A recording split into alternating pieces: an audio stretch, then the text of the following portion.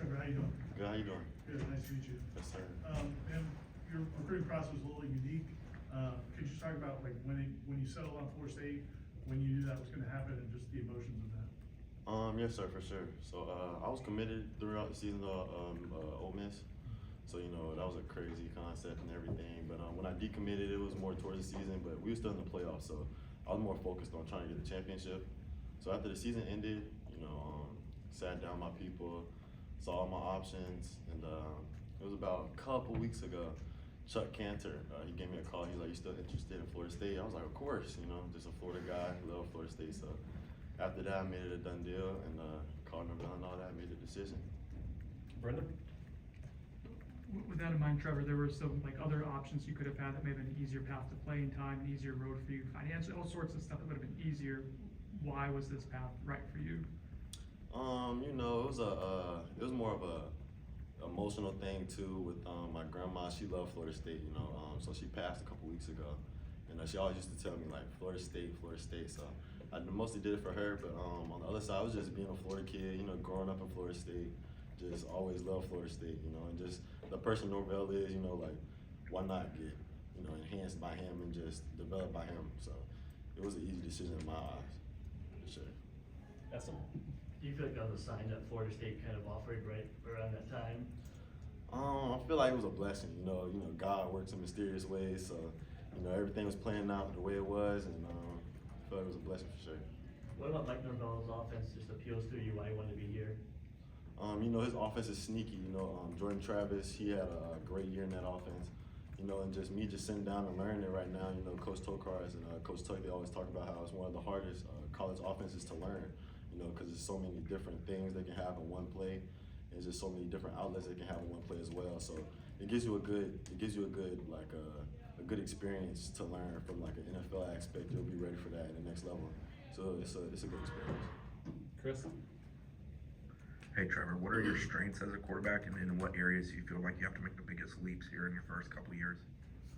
Yes, that's a great question. I feel like my greatest strengths as a quarterback, I'll say leadership, accountability. I can get the job done, throwing, running. I feel like something I need to work on. Pretty much just getting that college tempo. It's very fast paced. Just make sure I get comfortable in that fast paced type lifestyle, and just understanding more ball. You can always learn more. So I feel like if I just understand more, I'll be more comfortable as well. Aswan? Trevor, when it comes to figuring out how you'll fit into an offense, is that something you just kind of trust the coaching staff, what they tell you? Do you go back and look at film of other quarterbacks that might have your skill set that Norvell's coached before? Yes, sir. Just looking back, seeing Jordan Travis, I came to a couple of their games. He plays the similar play style as me. And just the way they coach as well. They're just, they're not gonna lie to you. They're gonna have you here for a reason, for what you're here for, what you're capable of. So I feel like it was one of those good reasons as well. Essen? Hey, have you had chance to talk to Jordan Travis before? And what have you learned from DJ so far in the short time you guys been together? Yes, sir. I talked to Travis. I was telling him, keep your head up and all that. It was an injury, but he's a good person, very chill, very humble, very down to earth. And DJ, that's just the big brother. He's like we call him the granddad of the QB room, because he's so, he's very chill, very laid back, but he's super smart. He really knows the game of football. He's teaching me a lot of stuff that I can use in my future, so I really appreciate him as well. Ira? I've seen you've had some big rushing performances as well as passing. Some quarterbacks that can do both like to prove that they're a passer and not. Do you care? How do you view running, passing, your skill set? Yes, sir. At the end of the day, I'm about winning. But if I can pass, I can pass. Everybody don't like getting hit that much. That's a big toll, especially these big boys in college. But yes, sir. It doesn't matter which way I can get it done. It's winning football. Anything else for Trevor?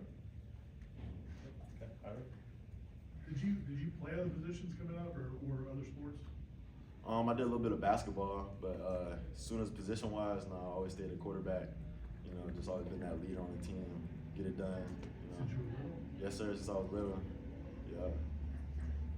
We'll go to Matt for the last one.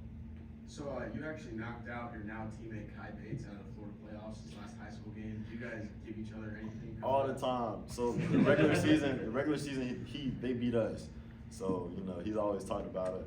And then playoffs, you know, it was this clip. It's this clip on Twitter. I point at him when I score. I point at him. So every time he talks, I pull the clip up. You know, and he just got his head down and stuff. So it's a funny little thing we have. But that's my brother. You know, both from Orlando, both grew up together. So we always have a fun time. Awesome, thanks, Trevor.